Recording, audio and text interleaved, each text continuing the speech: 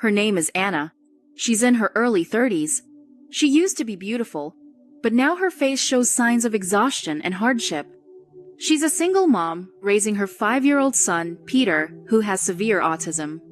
Every day, Anna lives like she's walking a tightrope, working herself to the bone, saving every penny just to cover medicine and therapy sessions for her son. But the hardest part is that Peter can't say "Mom." Anna can't understand the closed-off world he lives in. Some nights, Peter cries non-stop for hours. Nothing she does can calm him down. He screams, bangs his head against the wall, tears and snot running down his face. Neighbors, woken from sleep, complain and yell.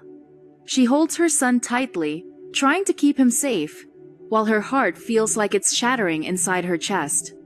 There are times she just sinks to the floor, holding him in her arms, crying with him. And she wonders, if God is real, where is he? Does he see this? Does he understand this pain? Silence, darkness, despair. One day, after a therapy session, she wandered into a small nearby church. There, hanging on the cross, was an image of Jesus stripped, bleeding, covered in wounds.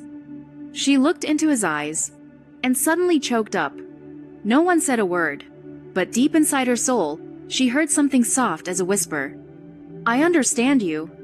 She looked at his pierced hands and saw her own tired, scraped, and sore. He had suffered more than she ever had, so much more. Jesus wasn't some distant God. He was a person who had suffered deeply, who once cried out in agony, "Father, why have you forsaken me?"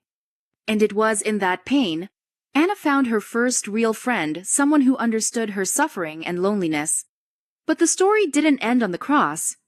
3 days later, he rose again, defeating death, overcoming the darkness.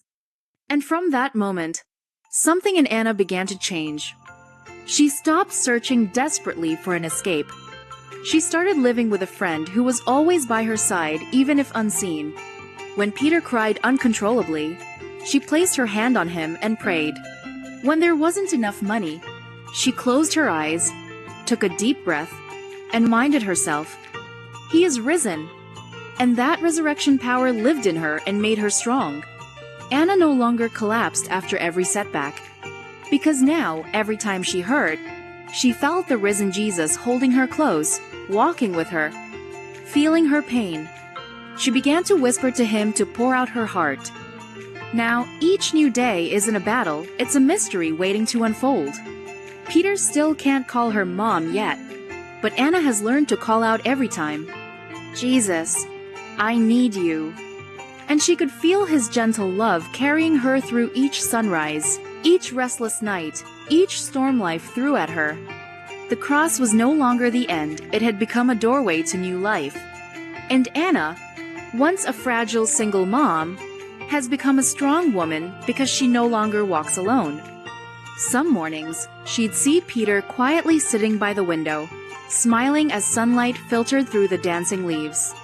She started noticing small but beautiful changes, the way Peter held her gaze a little longer, the way he gently touched her cheek. And in Anna's heart, she believed God wasn't just transforming her, he was gently reaching the heart of her little boy too. If you're hearing this story, maybe you're carrying burdens no one else sees. But remember, you are not alone.